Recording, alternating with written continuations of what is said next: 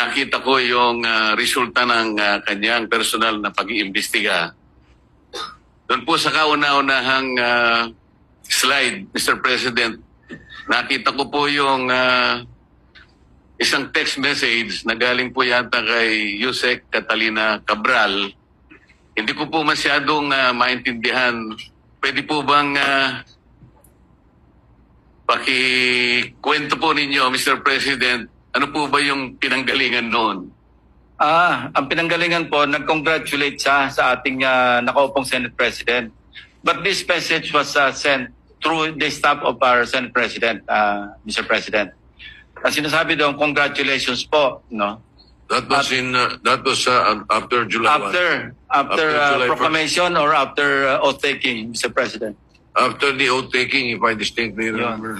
So, dahil siguradong panalo na po tayo, kayo rin po, dahil nag-oath-taking na tayo, nag-message si kagad yung Undersecretary Cabral sa kanyang staff at sinasabi, congratulations, baka mo merong ako may... Andyan po sa text message, sa Viber message, na sinasabi, para ma-align do sa mga priorities at para maiwasan yung redundancy, siya nang gagawa ng paraan. Ang sabay ang sinabi na para maihabol o maisama na sa NEP.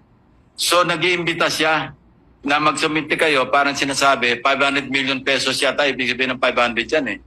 Kasi hindi naman malinaw, pero ang sinabi, po kayo 500 for now. For now.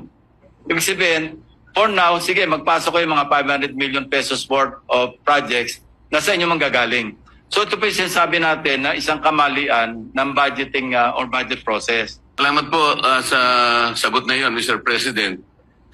Ako po yung naniniwala na talagang wala namang initiative na nanggaling sa inyo at siya'y kusa niyang inialok po yung inaakala niya sigurong makakatulong o makakapagbigay ng kasiyahan sa inyo. Yun po yung akala niya.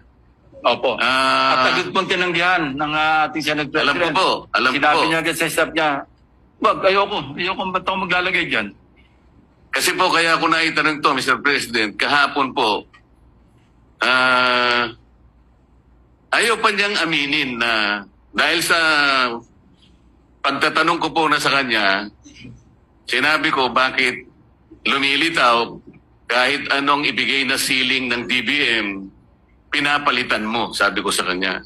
Ayaw po niyang aminin yon, wala raw po siyang kinalaman kung ang pag-uusapan ay